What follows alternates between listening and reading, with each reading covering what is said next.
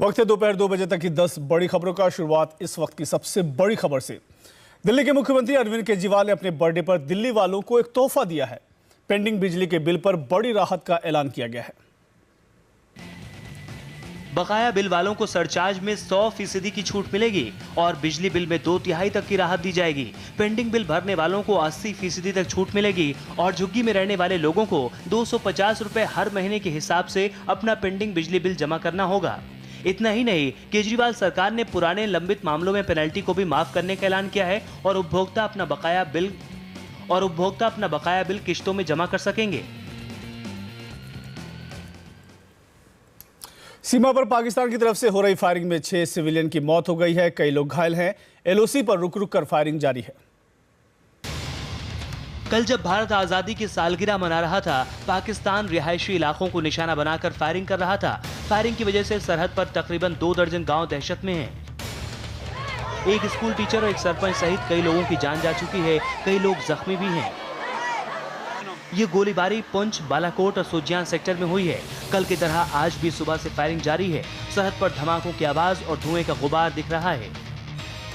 पाकिस्तान की तरफ से एक बार फिर फायरिंग शुरू हो गई है और तस्वीरों में आप देख सकते हैं कि पहाड़ों से जिस तरह से ये धुआं निकल रहा है, बम्बार्डमेंट की गई है पाकिस्तान की तरफ से। और हम इस समय एकदम फॉरवर्ड पोस्ट पर, बसोनी इलाका, यही वो इलाका है जहां पर कल पाकिस्तान के द्वारा बम्बार्डमेंट हुई थी और उसके बाद 5 लोगों की मृत्यु हुई थी और 4 लोग गंभीर रूप से जख्मी हो गए थे। पाकिस्तान की फायरिंग से लोगों में इतनी दहशत है कि वो जान बचाने के लिए घर छोड़कर जा रहे हैं। कहाँ जा रहे हैं आप? सर, हम कहीं सेफ जगह पर जा रहे हैं, रजौरी जा रहे हैं। और क्या करें, इधर कोई मदद के लिए कोई नहीं आ रहा है। हमें बहुत ज़्यादा गोले हो रहे हैं वहाँ पे। हम डर के हमारे घर से बाहर निकल के जा रहे हैं। क्या करें, हमें रिलेटिव है वहाँ, हम उनके घर जा रहे हैं। जम्मू कश्मीर के डिप्टी सीएम निर्मल सिंह ने पाकिस्तान के हमले में घायल हुए लोगों से जाकर अस्पताल में मुलाकात की। पाकिस्तान की तरफ से एलओसी पर फायरिंग पिछले कुछ दिनों में काफी बढ़ गई है। विपक्ष मोदी सरकार पर सवाल उठा रहा है और पूछ रहा है कि हमले कर रहे पाकिस्तान से बातचीत क्यों की जा रही है। सरहद पर रोज रोज हो रही फायरिंग से सुरक्षा बल के जवान तो शहीद हो ही रहे हैं, सिविलियन की भी मौतें हो रही हैं। विपक्ष पूछ रहा है कि मोदी सरकार कर क्या रही है। रक्षा विशेषज्ञ भी सरकार पर सवाल उठा रहे हैं।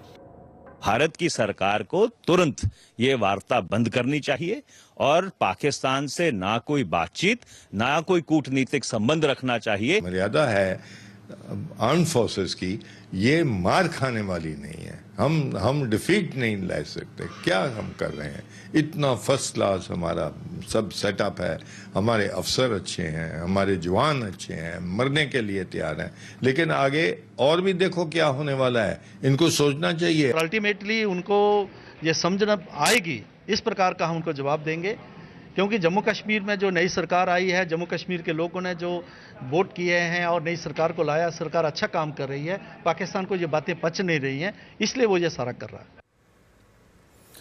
मिशन अरब पर निकले प्रधानमंत्री मोदी आज यूएई के दौरे पर रवाना हो गए। मोदी के इस दौरे से यूएई में रहने वाले लाखों भारतीयों में जबरदस्त उत्साह है। 34 साल बाद कोई भारतीय पीएम यूएई के दौरे पर गया है। इस दौरे से दोनों देशों के बीच व्यापार और निवेश बढ़ने की उम्मीद है। संबंध भी सुधरेंगे। आज अबू धाबी पहुंचते ही मोदी सबसे पहले शेख जायद ग्रैंड मस्जिद जाएंगे। मोदी का ये यूएई दौरा बेहद अहम है। खाड़ी देशों में कुल जनसंख्या में 31% भारतीय रहते हैं। यूएई की कुल आबादी का 41% भारतीय हैं। यहाँ से भारत को काफी मात्रा में विदेशी मुद्रा हासिल होती है। पेट्रोलियम के लिहाज से भी खाड़ी देशों का भारत के लिए काफी महत्व है। ये लोग भी अनाउंसमेंट करेगा कि इंडिया में इन्वेस्ट करे, क्योंकि इंडिया एक बड़ा इकोनॉमिक पावर है और होने वाला है और ऑलरेडी हो चुका है। एक हमारी उम्मीद है भारतीय प्राइम मिनिस्टर से कि हमारे रिलेशनशिप और अच्छे हों और हमारी जो टाई-अप्स हैं वो और भी बढ़े और मजबूत हों। अपने यूएई दौरे पर पीएम मोदी यहां के प्रवासी भारतीयों को भी संबोधित करेंगे और कल दुबई चले जाएंगे। व्यापम घोटाले में घिरे मध्य प्रदेश के मुख्यमंत्री शिवराज सिंह चौहान को आज निकाय चुनाव नतीजों से बड़ी राहत मिली है। अब तक आए 10 में से 8 निकायों पर बीजेपी जीती है। पीएम मोदी ने इस जीत पर खुशी जताई है। मध्य प्रदेश के निकाय चुनावों में व्यापम घोटाले का कोई असर नहीं देखा गया है। आज आए नतीजों में बीजेपी को बड़ी जीत मिली है तो मुख्यमंत्री शिवराज सिंह ने राहत की सांस ली। नतीजों से साफ हो गया कि शिवराज पर जनता का भरोसा भी बना हुआ है। सरकार ने जो काम किए प्रदेश के विकास की, जनता की सेवा के लिए, उससे नगर अछूते नहीं हैं। और इन नगरों में कई वो हैं जहां कांग्रेस का कब्जा रहा है। कोटर हमने कांग्रेस से छीनी है, आपके सुवासरा कांग्रेस से छीनी है, भैंसदेही कांग्रेस से छीनी है। शिवराज के लिए एक बड़ी राहत की बात यह भी है कि बीजेपी ने कई निकाय कांग्रेस से छीन लिए हैं। रामनाथ कोविंद ने आज बिहार के राज्यपाल का पदभार संभाल लिया। कोविंद की नियुक्ति पर बिहार में सियासी घमासान छिड़ा हुआ है। रामनाथ कोविंद को आज पटना हाईकोर्ट की चीफ जस्टिस ने पद और गोपनीयता की शपथ दिलाई। इस कार्यक्रम में मुख्यमंत्री नीतीश कुमार और कैबिनेट के कई मंत्री मौजूद थे। कोविंद की नियुक्ति पर नीतीश ने ये कहकर सवाल उठाया था कि उनसे राय मशविरा नहीं किया गया।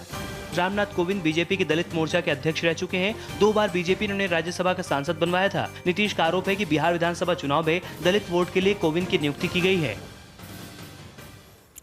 पंजाब के मोगा में एक पिटाई का वीडियो सामने आया है जिसमें महिला सरपंच सरेआम एक दलित की डंडे से पिटाई कर रही है। डंडे से पिटाई करने वाली सरपंच का आरोप है कि यह परिवार अपने घर में कॉल गर्ल रैकेट चलाता है। 5-5 बार चेतावनी देने के बावजूद जब ये नहीं माने तो महिला सरपंच ने इनकी डंडे से पिटाई कर दी। सरपंच का दावा है कि उसने इन 2 महिलाओं को रंगे हाथों पकड़ा है। पुलिस मामले की तफ्तीश कर रही है। ये पड़ताल चल रही है। पड़ताल तो बाद ही सही पता लगेगा कि गल है या जमीन का इन्हां दा आपस विच रौला है परिवार का या देह व्यापार का। आरोपी महिला सरपंच का कहना है कि पूरा गांव उसके साथ है। उसने जो किया गांव की भलाई के लिए किया।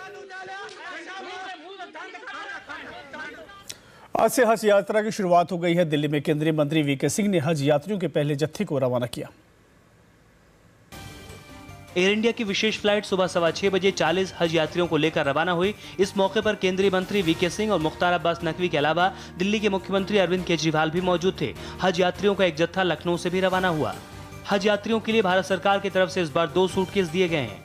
सऊदी अरेबिया की तरफ से एक डिमांड थी कि हमारे जो हज यात्री आते हैं वो बड़े सामान को खराब तरीके से लाते, कोई बोरी में ला रहा है, कोई बिस्तरा बांध के ला रहा है। तो अब की बार बड़े अच्छे उनके लिए वीआईपी के 2 सूटकेस रखे गए हैं ताकि वो ठीक तरह से उसको ले जा सके। दिल्ली सरकार ने हाजियों के लिए बहुत अच्छी व्यवस्था की। यहाँ पे इस बार स्पेशल टेंट लगाए गए, उनके लिए स्पेशल किचन्स का इंतजाम किया गया, स्वास्थ्य सेवाओं का इंतजाम किया गया।